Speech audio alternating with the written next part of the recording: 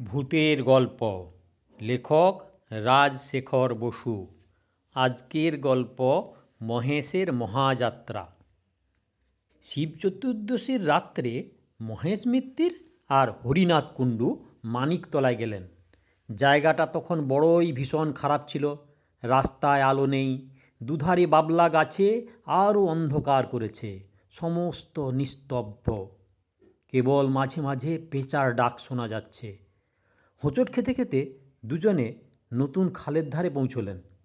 বছর দুই আগে ওখানে প্লেগের হাসপাতাল ছিল, এখনও তার গোটা কতক খুঁটি দাঁড়িয়ে আছে। মহেশ মিত্তির অবিশ্বাসী সাহসী লোক, কিন্তু তারও গা ছমছম করতে লাগলো। হরিনাথ সারা রাস্তা কেবল ভূতের কথাই করেছেন। তারা দেখতে কেমন, মেজাজ কেমন, কি খায়, কি পরে। দেবতারা হচ্ছেন উদার প্রকৃতির দিলদরিয়া, কিন্তু তাদের না মানলেও বড় একটা কেয়ার করেন না। কিন্তু অপদেবতা পদবীতে খাটো বলে তাদের আত্মসম্মান বড়ই উগ্র। না মানলে ঘাড় ধরে তাদের প্রাপ্য মর্যাদা আদায় করেন। এই সব কথা। হঠাৎ একটা বিকট আওয়াজ শোনা গেল, যেন কোনো অশরীরী বেড়াল তার পলাতকা প্রণয়নীকে আকুল আহ্বান করছে। একটু পরেই মহেশবাবু রোমাঞ্চিত হয়ে দেখলেন একটা লম্বা রোগা কুচকুচে কালো মূর্তি দুহাত তুলে সামনে দাঁড়িয়ে আছে। তার পেছনে একটু দূরে ওই রকম আরও দুটো। হরিনাথবাবু থরথর করে কাঁপতে কাঁপতে বলেন, রাম রাম রাম রাম, সীতারাম সীতারাম। ও মহেশ, দেখছো কি তুমিও? বলো না। আর একটু হলেই মহেশবাবু রাম নাম উচ্চারণ করে ফেলতেন, কিন্তু তার কনক্লেস বাঁধা দিয়ে বললে, উহু, একটু সবুর কর। যদি মটকাবার লক্ষণ দেখা দেয় তখন না হয় রাম রাম করা যাবে। এরা একটু পাকুড় গাছে নিচে ছিলেন। হঠাৎ ওপর থেকে খানিকটা কাদাগোলা জল মহেশের মাথায় এসে পড়ল। তখন সামনের সেই কালো মূর্তিটা নাকি সুরে বললে, মহেশবাবু, আপনি নাকি ভূত মানেন না? এই অবস্থায় বুদ্ধিমান ব্যক্তি মাত্রেই বলে থাকেন, আজ্ঞে হাঁ হাঁ হাঁ, মানি মানি, বই কি। কিন্তু মহেশ মিত্তির বেয়াড়া লোক।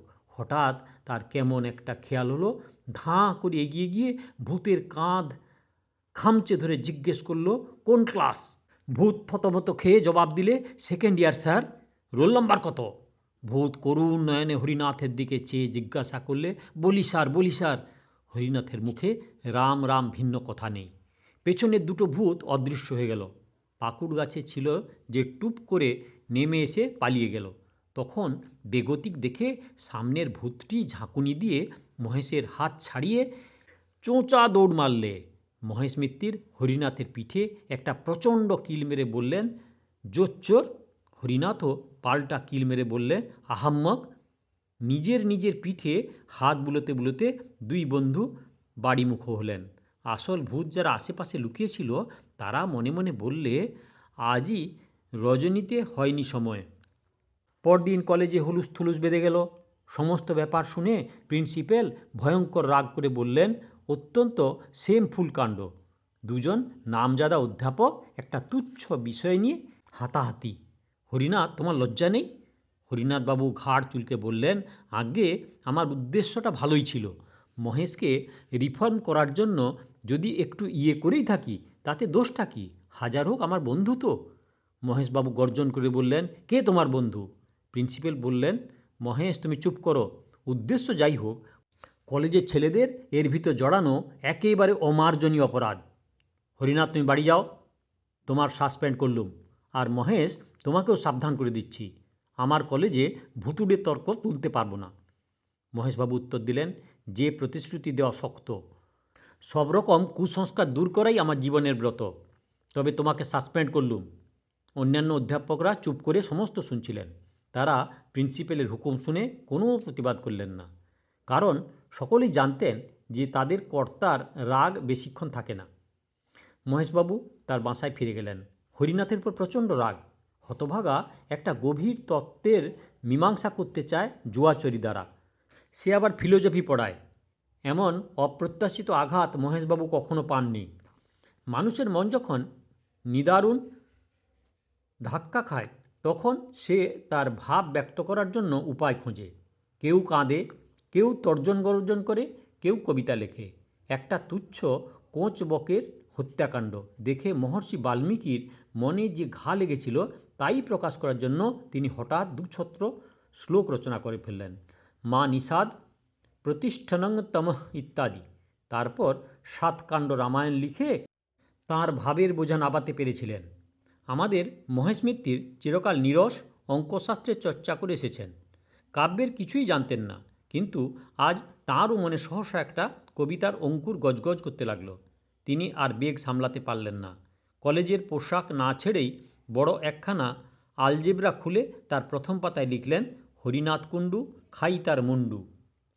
কবিতাটি লিখে বারবার ডাইনে বায়ে ঘাড় বেঁকিয়ে দেখে আদিকবি বাল্মীকির মতন ভাবলেন, হ্যাঁ উত্তম হয়েছে। কিন্তু একটা খটকা বাঁধল। কুণ্ডুর সঙ্গে মুন্ডুর মিল আবহমান কাল থেকেই চলে আসছে। এতে মহেশের কৃতিত্ব কোথায়? কালিদাসই হন আর রবীন্দ্রনাথই হন, কুণ্ডুর সঙ্গে মুন্ডু মেলাতেই হবে। এসব প্রকৃতির অলঙ্ঘনীয় নিয়ম। মহেশ একটু ভেবে ফের লিখলেন, কুণ্ডু হরিনাথ মুন্ডু করি পাত। হ্যাঁ, এইবার মৌলিক রচনা বলা যেতে পারে। মহেশের মনটা একটু শান্ত হলো। কিন্তু কাব্য সরস্বতী যদি একবার কাঁধে ভর করেন তবে সহজে নামতে চান না। মহেশবাবু লিখলেন, হরিনাথ ওরে হবি তুই মোরে, নরকের পোকা অতিশয় বোকা। উহু, নরকই নেই, আবার পোকা। মহেশবাবু স্থির করলেন, কাব্যে কুসংস্কার নাম দিয়ে তিনি শীঘ্রই একটা প্রবন্ধ রচনা করবেন। তাতে মাইকেল, রবীন্দ্রনাথ কাকেও রেহাই দেবেন না। তারপর কবিতার শেষের 4 লাইনে কেটে নিয়ে ফের লিখলেন, ওরে হরিনাথ তোরে করি কাত, পিঠে মারি চড়। এমন সময় মহেশের চাকরটা এসে বললেন, বাবু চা হবে কি দিয়ে? দুধ তো ছিঁড়ে গেছে। মহেশবাবু অন্যমনস্ক হয়ে বললেন, সেলাই করে নে। পিঠে মারি চড় মুখে গুঁজি খড়, জেলে দেশলাই আগুন লাগাই। কিন্তু আবার এক আপত্তি, হরিনাথকে পুড়িয়ে ফেললে জগতের কোনো লাভ হবে না। অনর্থক খানিকটা জান্তব পদার্থ বরবাদ হবে। বরং তার চাইতে হরিনাথ ওরে পোড়াবো না তোরে, নিয়ে যাব ধাপা, দেব মাটি চাপা, সার হয়ে যাবি ঢেঁড়স ফলাবি। মহেশবাবু আরও অনেক লাইন রচনা করেছিলেন, তা আমার মনে নেই। কবিতা লিখে খানিকটা উচ্ছ্বাস বেরিয়ে যাওয়ার সময় হৃদয়টা বেশ হালকা হলো। তিনি কাপড় চোপড় ছেড়ে ইজি চেয়ারে শুয়ে ঘুমিয়ে পড়লেন। 3 দিন যেতে না যেতেই প্রিন্সিপাল মহেশ আর হরিনাথকে ডেকে পাঠালেন। তাঁরা আবার নিজের নিজের কাজে বহাল হলেন, কিন্তু তাদের বন্ধুত্ব ভেঙে গেল। সহকর্মীরা মিলনের অনেক চেষ্টা করলেন, কিন্তু কোনো ফল হলো না। হরিনাথ বরং একটু সন্ধির আগ্রহ দেখেছিলেন, কিন্তু মহেশ একেবারে পাথরের মতো শক্ত হয়ে রইলেন। কিছুদিন পরে মহেশবাবুর খেয়াল হলো, প্রেততত্ত্ব সম্বন্ধে একতরফা বিচার করাটা ন্যায়সঙ্গত নয়। এর অনুকূল প্রমাণ কি কি দিয়েছেন তাও জানা উচিত। তিনি দেশি বিলাতি বিস্তর বই সংগ্রহ করে পড়তে লাগলেন, কিন্তু তাতে তার অবিশ্বাস আরও প্রবল হলো। প্রত্যক্ষ প্রমাণ কিছুই নেই, কেবল আছে অমুক ব্যক্তি কী বলেছেন আর তিনি কি দেখেছেন।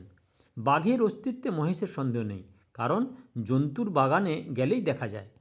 ভূত যদি থাকেই তবে খাঁচায় পুরে দেন না বাপু, তা নয় খুব ধাপ্পাবাজি।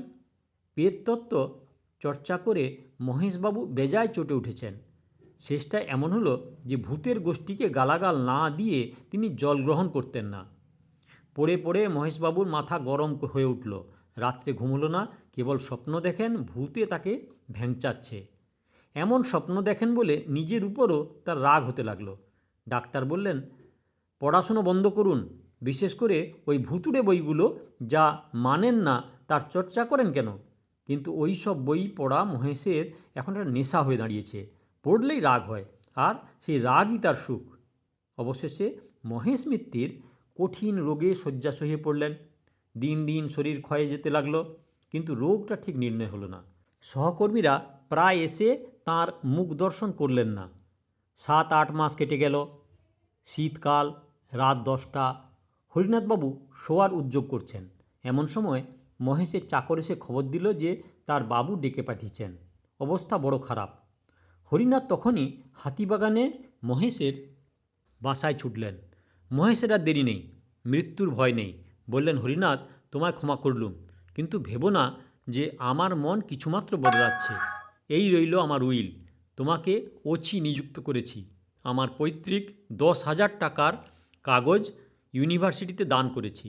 তার সুদ থেকে প্রতি বৎসর একটা পুরস্কার দেওয়া হবে। যে ছাত্র ভূতের অনস্তিত্ব সম্বন্ধে শ্রেষ্ঠ প্রবন্ধ লিখবে সে ওই পুরস্কার পাবে। আর দেখো, খবরদার শ্রাদ্ধ ট্রাদ্ধ করো না। ফুলের মালা, চন্দন, কাঠ, ঘি এসব দিও না, একদম বাজে খরচ। তবে হ্যাঁ, 2-4 বোতল কেরোসিন ঢালতে পারো। 1.5 গন্ধক আর 5 সোরা আনানো আছে, তাও দিতে পারো। চটপট কাজ শেষ হয়ে যাবে। আচ্ছা, চললুম তাহলে। রাত প্রায় 11:30। মাহেশের আত্মীয় স্বজন কেউ কলকাতায় নেই, থাকলেও বোধ হয় তারা আসতো না। বড়দিনের বন্ধ, কলেজের সহকর্মীরা প্রায় সকলেই অন্যত্র গেছেন। হরিনাথ মহা বিপদে পড়লেন। মহেশবাবুর চাকরকে বললেন পাড়ার জনাকতক লোক ডেকে আনতে। অনেকক্ষণ পর 2জন মাতব্বর প্রতিবেশী এলেন। ঘরে ঢুকলেন না, দরজার সামনে দাঁড়িয়ে বললেন, চুপ করে বসে আছেন যে বড়, সৎকার করবার কী ব্যবস্থা করলেন? হরিনাথ বললেন, আমি একলা মানুষ, আপনাদের উপরেই ভরসা। ওই বেলাল্লা হতভাগার লাশ আমরা বইব? ইয়ার কি পেয়েছেন নাকি? এই কথা বলেই তারা সরে পড়লেন। হরিনাথের তখন মনে পড়ল রাস্তার মোড়ে একটা মাঠ কোঠায় সাইনবোর্ড দেখেছেন, বৈতরণী সমিতি, ভদ্রমহোদয়গণের দিবারাত্র সস্তায় সৎকার। চাকরকে বসিয়ে রেখে তখনই সেই সমিতির খোঁজে গেলেন। অনেক চেষ্টায় সমিতি থেকে 3জন লোক জোগাড় হলো। 15 টাকা পারিশ্রমিক আর শীতের ওষুধ বাবদ 9 শিকে। সমস্ত আয়োজন শেষ হলে হরিনাথ আর তার 3 সঙ্গী খাট কাঁধে নিয়ে 2:30টার সময় নিমতলায় রওনা হলেন। অমাবস্যার রাত্রি, তার উপর আবার কুয়াশা। হরিনাথের দল কর্নওয়ালি স্ট্রিট দিয়ে চললেন। গ্যাসের আলো মিটমিট করছে, পথে জনমানব নেই। কাঁধের বোঝা ক্রমেই ভারী বোধ হতে লাগল। হরিনাথ হাঁপিয়ে পড়লেন। বৈতরণী সমিতির সর্দার ত্রিলোচন পাকড়াশি বুঝিয়ে দিলেন, এমন হয়েই থাকে মানুষ মরে গেলে, তার জননী বসুন্ধরার টান বাড়ে।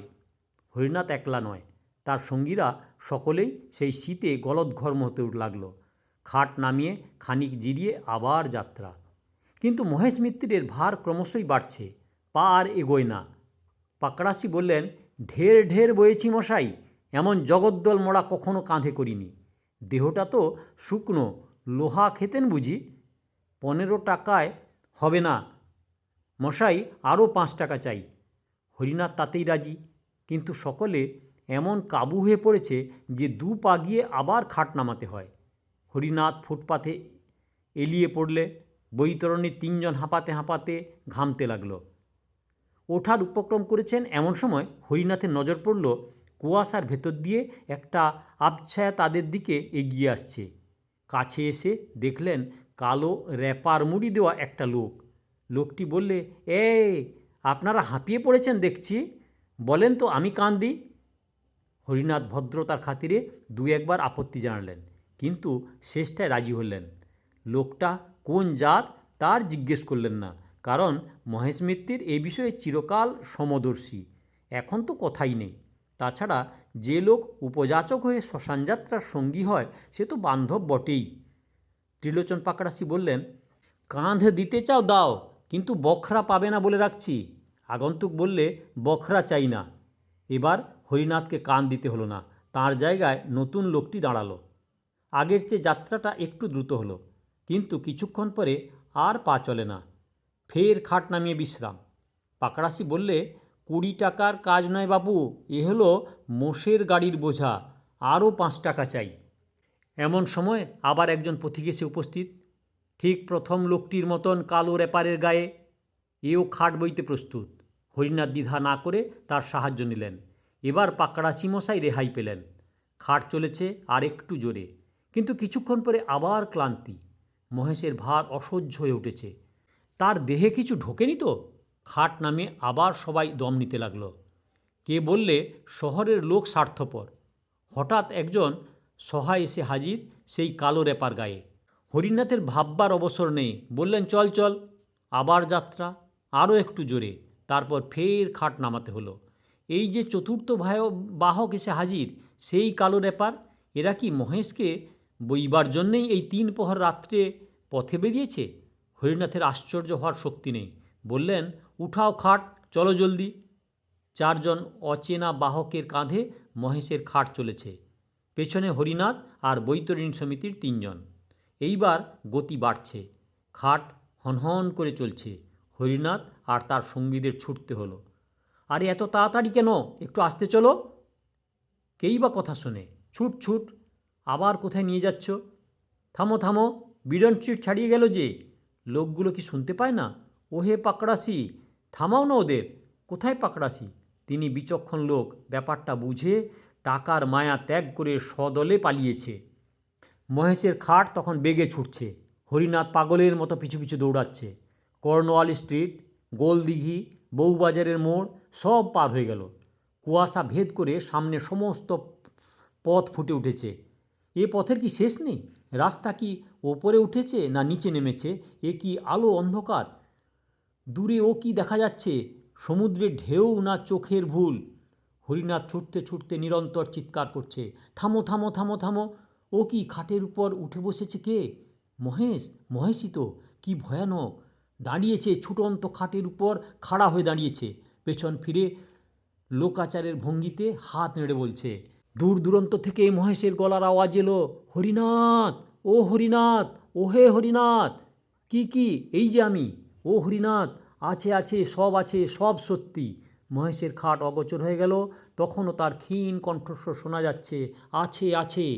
হরিনাথ মূর্ছিত হয়ে পড়লেন। পরদিন সকালে ওয়েলেসলি স্ট্রিটের পুলিশ তাকে দেখতে পেয়ে মাতাল বলে চালান দিলেন। তাঁর স্ত্রী খবর পেয়ে বহু কষ্টে তাকে উদ্ধার করেন। আপনারা শুনছিলেন ভূতের গল্প মহেশের মহাযাত্রা। লেখক রাজশেখর বসু। দয়া করে সাবস্ক্রাইব করবেন, লাইক করবেন, শেয়ার করবেন আর কমেন্ট করবেন গল্পটি কেমন লাগলো।